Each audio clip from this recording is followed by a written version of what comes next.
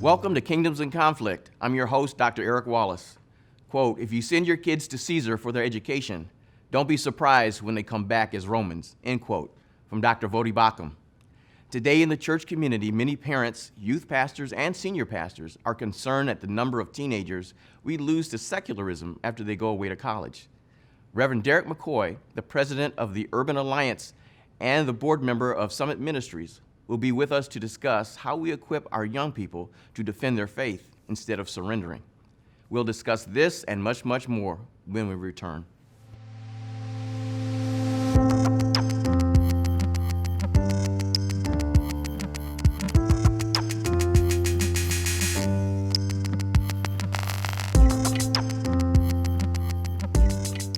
Welcome to Kingdoms in Conflict. I'm your host, Dr. Eric Wallace, and I want to welcome our special guest today, the Reverend Dereck McCoy. Thank you for being on the program, Dereck. Thank you for having me. It's a pleasure and a joy to be with you. Excellent, excellent. I want to ask you a question about I know you sit on the board of Summit Ministries. Tell us a little bit about Summit Ministries and what its mission is, goals, things like that. Oh, absolutely, man. It is a joy to be a board member with Summit Ministries. And quite honestly, I became a board member after I was a parent and a participating parent. Here's the story. I have spent so many years trying to just raise my own kids. I got 3 myself, and just trying to figure out, how to raise them in the fear and the admonition of the Lord is what the scripture talks about. And then it also says, that whole concept of what we believe and what we're trying to go after, we want to pass on to our kids. What I saw, though, happening was some of that, but at the same time, quite honestly, culture was getting to my own kids and understanding where they were and they're processing through their own decision of faith. And so somebody told me about Summit Ministries. I didn't know anything about it at that point. And I started looking it up, and I told my own kids, and I said, hey, once I looked it up, me and my wife prayed about this thing, said, hey, look, maybe spending a couple weeks there, what might be a decent thing, because we want to prepare them. It is an opportunity, and the ministry really is geared towards an opportunity to prepare them to be engaged citizens in our culture with not just a biblical worldview in this grandiose sense, but really understanding their faith from an apologetic standpoint, understanding what they believe. As well as I, scripture demands us to give an account for what we believe. And I think we're supposed to share that with conviction. And so versus it just being my faith, I wanted to make sure my kids have their own faith. And so we sent them to this thing called Summit Ministries. And I could tell you more about it, but I wanted to give you the story, a little bit of background with it, if that's all right, as a dad. Well, that's okay. That's okay, man. I keep looking at you and thinking, man, you only look like you're still in your early 20s or something. But anyway. Absolutely. I just had it, Well, look, it's been said that we lose our kids, when they go off to college. So what is Summit Ministries doing? Is this a criticism? Let me go back. Is this a criticism of the church? Our youth programs just not doing what they're supposed to do? I mean, what is the problem between the time they, from youth program and maybe in high school and then going off to college? What happens there? Well, you know what, Dr. Wallace, is it's interesting thing, because quite often in church, and hear me, this is no knock. This is something I've learned as well. I feel like at times we just kind of dumb down the gospel, dumb down our expectations. Similarly, in society, when we look at kids in schools all around our country, but when we go to underperforming areas and we go to maybe underserved cities, we see kids that are underperforming, and typically they're kids of a racial hue or economic situation. But that's because sometimes the teacher would always say, hey, look, we don't have them demand to raise up to our expectations.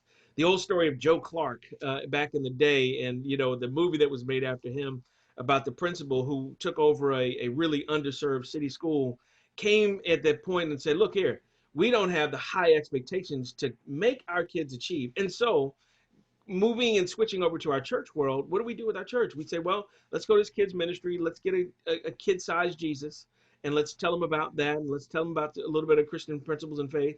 And then they matriculate through their ages, and they're grappling and grasping with real live issues. So those same issues that adults are dealing with in adult church, buddy, those kids are dealing with even more and even bigger magnitude right now in this society than ever before. They're dealing with suicide issues. They're dealing with racial issues. They're dealing with sexual issues. They're dealing with drugs. I mean, I could go on. The list is infinite. And yet, when we go to send them to our services, sometimes we don't address those issues, or we address them from a very small perspective and say, kind of like just graduating that little small Jesus until they can get to take on the big meat of the word. Well, let me help you understand. Jesus is supposed to be our all sufficiency for every need of our life, in regardless of where we are.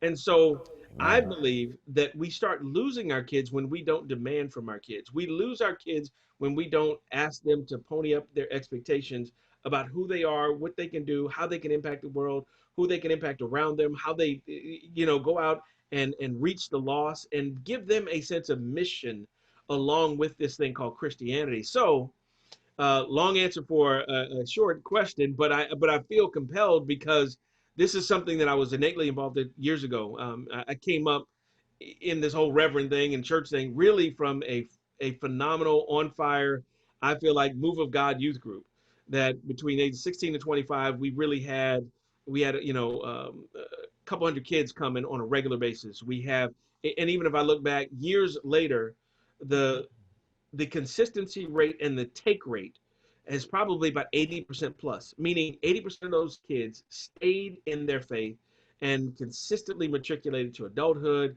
to married families, kids, the whole nine. So there was a little bit of drop rate, but not like we see now. Right now, we're looking in proportion to 50 to 60 to 70% of our kids dropping completely off of Christianity. And so that can't be the reality if we're supposed to be raising disciples. And so the Jesus that I got and the passion I got, that has to be passed on to them. And actually, they got to take it further than ever I even thought about. So, Summit Ministries is designed to be an organization and a ministry that reaches the heart of kids, that compels them to understand what their faith is, and raises the expectations on who they can be and what they can do in this world. I can tell you some couple of stories that will rock your socks about what some of the Summit kids have done. Well, I hear your passion and how you're speaking, and I must admit, I used to be a youth minister back in the day, and it was important to me to share my faith and for our faith to be real. Yeah. Yeah. And I understand the challenges when you go to college, because a lot of atheists these days that are teaching our kids if you send them to a secular school. So let me ask you this: what are some of the greater challenges right now that you see in our culture today for young people? Because there's a part of me that thinks that in our youth ministry sometimes it becomes and I even say the same thing with church, that it becomes a performance thing, that we're having church, if you will, as opposed to let's come and worship, let's study the word, let's get prepared to go out and do battle for the rest of the week, and then come back and worship. That Sundays, I read somewhere that it's kind of a church is supposed to be different than the NFL. It's the opposite of the NFL. The NFL practices all week to do battle on Sunday, and we practice on Sunday to do battle all week. So I'm wondering whether our kids are being prepared to do battle in the culture. Yeah. And you can answer that, and then the other thing is what is it that you see as the biggest challenge for our kids today in our culture? Wow, great questions. It's a lot to that question, but I will say this. Pick out a small piece then. Yeah. Well, but right now, if you think about it, the list is long, right? So we got a litany list, and just like adults are dealing with the simple point of, is the church relevant? Well, the church is relevant, and it questions its relevancy when we don't address issues that are actually happening in society. We want to shy away from those, or we call those, those are political issues, or these are well, let me help you understand. Jesus has an answer for everything in society, point blank, no question about it.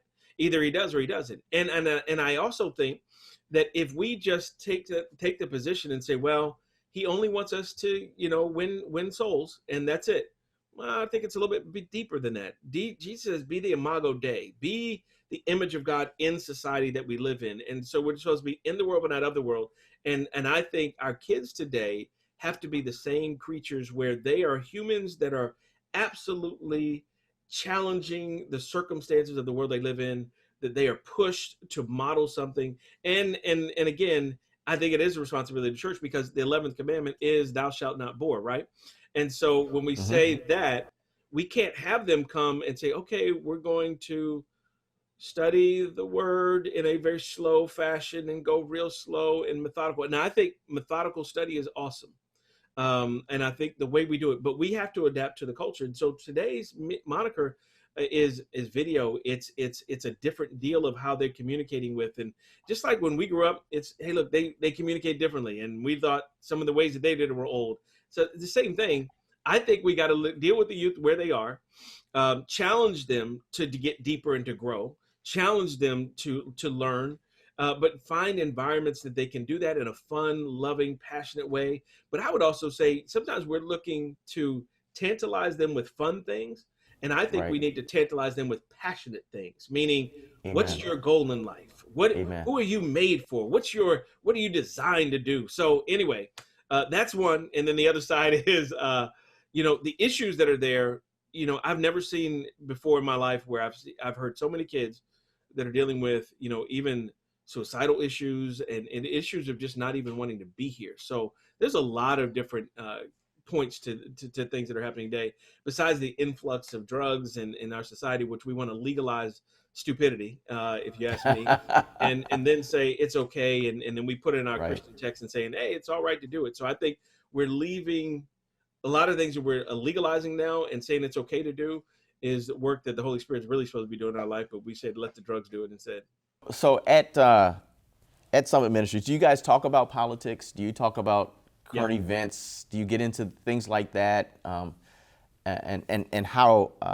Because I'm thinking, as I think about this, I think about the three Hebrew boys in Daniel, how they came into a foreign land and they were told to bow down to the golden image, but they refused to do so. And I guess we'd like to see our children get to that point. Actually, it'd be nice to have more adults actually stand up. Because I'm about to ask you, do you have a program for adults actually? But to have young people stand up under the pressure, because there's a lot of pressure to conform. I mean, even as we watch the whole Black Lives Matter piece, I mean, how could you not be moved to want to, go out there? And, of course, everybody, believes Black Lives Matter, especially if you're black. I mean, how could you not? But we see as we're pulling back the curtain from, what's going on behind the scenes and what Black Lives Matter actually stands for, that it's not really for Black lives. So how do we then train our kids not to be fooled by some of what the enemy puts out? That's a long question, but it is, but it's so right, because I feel like we have to understand that we can't try to raise and disciple our kids and then send them off to places that are going to deconstruct and tear down everything that we tried to raise up in them and tried to pour into them. And so when we send them to places like the Summit Ministries, are we talking about politics? Absolutely, no question about it, because politics is about it interacts with our daily life. You can't say be a good citizen in the world and never talk about politics. What do you mean? You got to be able to take a mature perspective and a view of what Scripture demands, how we look at it, and then how do we then mesh that into our faith? Because to me, Jesus should be giving us answers about how we address issues like Black Lives Matter today, not just we get, oh man, that statement sounds so good. And like you said, yeah, for a black guy, yeah, that sounds great. And I should get up and chant that and be talking about it. But here's the deal. If I don't do anything but that, what am I doing? And as a Christian, am I supposed to have something different, or am I supposed to say the same thing everybody else says? Am I an echo chamber, or do I have something unique that God stamped on me? Now, going to Shadrach, Meshach, and Abednego, and those are the slave names back at that point. But we understand they were kids. They were 14, 15, 16 years old. They were young teenagers that had and they were known as folks that were learned and understood the culture. They understood the times, but they were not just, I hate to say average kids, but these are the kids that in society, man, they had to make some crucial points. One, a couple points you can get out of that one story is one, those three and Daniel had an incredible sense of covenantal relationship. Hmm. Daniel had to go away, and he gets called upon by the king and says, "Look here, unless you can interpret this dream and come back to me, all y'all die." You know what I'm saying? And he goes to his boys, his buddies. He said, "Look here, dudes. I need some help, but we need to interpret this dream together. But if we don't get this right, we all die." I mean, what kind of friendship is that? That's a covenantal friendship, bro. You mean to be praying? I said, I need to come back to you and say, "Look, I need you to pray, and we need to go Mm-hmm. there, God." On Right. the other side of it, how many times do we challenge our kids today? You need relationships in your life that can hear God for you and that are covenantal for you, that can mesh with you on where are you going, what is your purpose, what is your destiny, what are you designed to do. This whole thing, even I got friends of mine that have kids, and I got one guy I'm thinking about and now that has a daughter, and he says, well, she was challenged with this gender identity issues, and I said, dude, think about it this way: challenge her with who was she designed to be, what was she purposely made for, Amen. and Right. start to understand it from that perspective. And sometimes when we understand where we come from, what we made, then we understand what we're designed to do. But if Right. you don't have a purpose in that, we'll never understand what our destiny is. And I think that's what Summit is about, trying to transform kids' lives so they understand what their dynamic purpose is, and that they're educated and equipped to do it and fulfill it, and to make a difference in society and culture. Case in point, one of the young women from the Olympic swim team, when all of that stuff went on, and the dynamic of some of the abuse that had taken place and all that. Well, let me tell you, one of the people who called the whistle on the whole deal was a Summit student that said, this Wow. isn't right. We got to stand up and talk about this issue Okay. and address it and confront it. And so there are stories like that over and over again in Summit Ministries, where people have just gone through and what they're trying to do is put stuff in their tool belt to equip them and engage them, so that when they go off to these schools, they can then charter the course for themselves. They can engage. I'll never forget my own son telling me, as soon as he goes into college freshman year, as soon as he comes back from Summit, uh, English teacher, one of the first English teachers said, well, all that Christian stuff, you believe that's nonsense. So he was writing papers, debating it, and being able to stand up for his faith. And so I give him kudos for that. That's excellent. That's excellent. So if somebody is interested in getting their child involved with Summit Ministries, how would they? What's the website? No problem. It's summitministries.org, and it's out of Manitou Springs, Colorado, but we have summit sessions all over the country during summers normally. This year we had several virtual sessions that went on, but summitministries.org. I think you can go to, it's just summitministries.org. And if you look it up, you can engage with it. There are actually adult courses as well that they're doing. There's curriculum around the country that they've actually written to go into schools. Yep, regular old secular schools and Wow. Christian Okay. schools. And curriculum that they've actually written so that they can develop this sense of, when sometimes we politicize what we call a worldview. And let me help you understand a worldview. How about we just call it a Jesus view?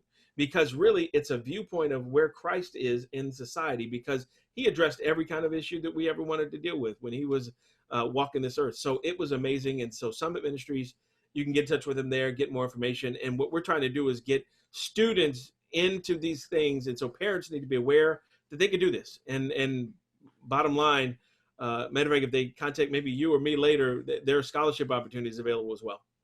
Oh, excellent, excellent. For our last few minutes, I wanted to ask you about. I know you had a forum of some kind of discussion about justice, race, and protest back in June. We sure did, man. That was so exciting. We had probably over 700 plus kids live watching, and then I think in the overflow rooms it filled up to about 2,000. And so it was a phenomenal thing. We were able to a guy named Pastor David Anderson at Bridgeway Community Church in Maryland, who wrote a book on Gracism.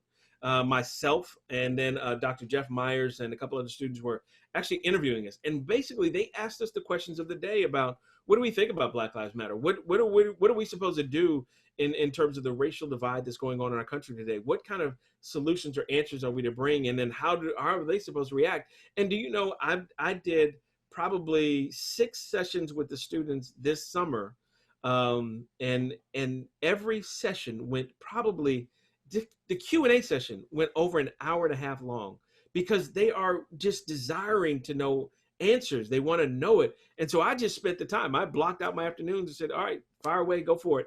I'm not going to put the 45-minute time limit in it, but we just went for it. And it helped them to just distinguish out, what are they to do? How do they parse through this? They got questions like, how am I supposed to talk to my friends about this issue? How do I react to this issue? What if my parents are, kind of on one side of this versus what I see on this thing? So those are great questions and great discussion points. Reverend McCoy, I almost called you Pastor. Reverend McCoy, I want to thank you so much for being here. We've run out of time, but I appreciate what you do. There's a couple other things I wanted to ask you about we just didn't have time for. We'll have to have you back to talk about a couple of other items that we have on our list to talk about. But again, thank you for being here, and we'll be right back.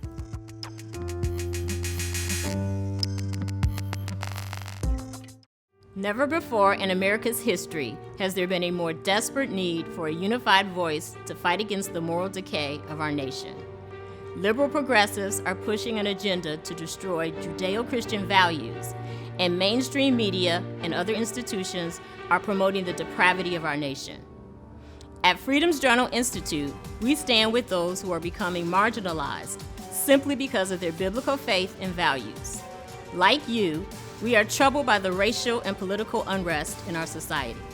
With the launch of our new online community, the Alliance of Freedom Fighters, we have risen to the challenge in the battle for life, liberty, and the pursuit of holiness.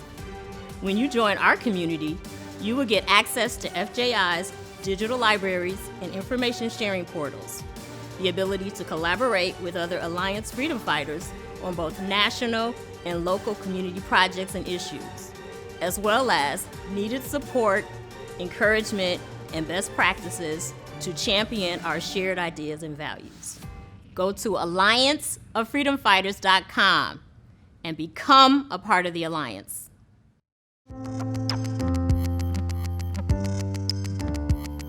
Welcome back. Many of the stories in the book of Daniel are relevant for the church in today's society, just as they were in the Jewish community that found itself in exile. The church, like Judah in Daniel, finds itself in a society that does not fear God. We are surrounded by people who may claim to be Christians, but live like atheists, while others openly challenge the truth of the Christian gospel. We also live in a world where peer pressure to conform has increased exponentially. Black Lives Matter, the LGBTQ activists, Antifa, and protesters have tried to silence dissenting opinions. People are fired for any hint of the idea that cuts across the accepted politically correct culture.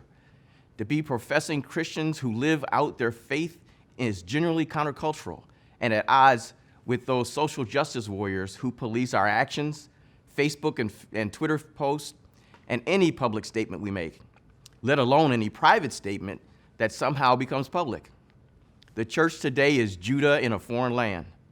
The three Hebrew boys story is an encouragement to remind us to be faithful despite any persecution. The three men in chapter 2 have been appointed to Nebuchadnezzar's administration to be administrators, quote, over the affairs of the province of Babylon, in chapter 2, verse 49. In chapter 3, we are told that the king has an image made of gold erected in Dura's plain.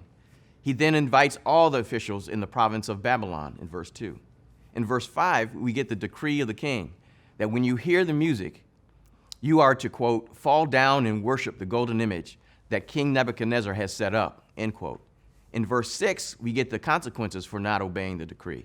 Quote, and whoever does not fall down and worship shall immediately be cast into the burning fiery furnace, end quote. They were to prostrate themselves and worship the golden statue. Disobedience meant being thrown into the furnace. We know the story. Hananiah, Mishael, and Azariah, otherwise known as Shadrach, Meshach, and Abednego, refused to bow to the image. Now, can you imagine the pressure as all eyes noticed that they were the only ones standing? Then to be pointed out to the king for not obeying his command? Understand that the Hebrews had a different loyalty that required that they worship only God. In Deuteronomy 5, 7 through 10, it says, you shall have no other gods before me. You shall not make for yourselves a carved image or likeness of anything that is in heaven above, or that is on the earth beneath, or that is in the water under the earth. You shall not bow down to them or serve them, for I, the Lord your God, am a jealous God, end quote. Or the admonition in Deuteronomy 6:14 through 15, quote, "You shall not go after other gods, the gods of the peoples who are around you. For the Lord your God in your midst is a jealous God, lest the anger of the Lord your God be kindled against you, and he destroy you from off the face of the earth," end quote. I believe they quite understood that God was a keeper of his word. They had just experienced being taken out of Judah because the nation disobeyed the commands of the Lord. So should they listen to the king or the Lord who made heaven and earth? Should we listen to society or to the word of the Lord? They defied the king, knowing the consequences of disobeying the king and understanding the consequences for disobeying their God. Their accusers pointed them out to the king, saying in verse 12, "There were certain Jews whom you have appointed over the affairs of the province of Babylon, Shadrach, Meshach, and Abednego. These men, O king, pay no attention to you. They do not serve your gods or worship the golden image that you have set up," end quote. He gives them a chance to comply, basically stating that you have no choice because in verse 15b it says, "Who is the God who will deliver you out of my hands?" The answer by the young men is classic, verses 16 through 17. They present no defense, but say this, "We have no need to answer you in this matter. If this be so, our God whom we serve is able to deliver us from the burning fiery furnace, and he will deliver us out of your hand, O king. But if not, be it known to you, O king, that we will not serve your gods or worship the golden image that you have set up," end quote. With this answer, the king gets very angry, and as he burns with anger, the furnace is turned up 7 times hotter. The critical point here is that there is a God who can deliver out of your hands, O king, the God we serve. However, should he choose not to, it's not because he's unable, it's because it's not his will. Either way, we refuse to bow. You see, the faith of the young men and their ultimate deliverance out of the furnace became a witness to the power of God, to the king, and a testimony to the people of God. You see, God is still in control amidst trial and controversy. God is still sovereign and looks for his people to stand for truth. Thus, we need our churches and ministries, like Summit Ministries, to train our children and our grandchildren to stand for what we say we believe, that even amidst overwhelming odds, we will still be faithful to the Lord. The book of Daniel is the essence of kingdoms in conflict. It asks the question we face today: shall we obey the dictates of the culture, Black Lives Matter, LGBTQ, Antifa, or the word of the King of Kings? God always gives us a choice. Like Daniel, Hananiah, Mishael, and Azariah, I choose to serve the Lord.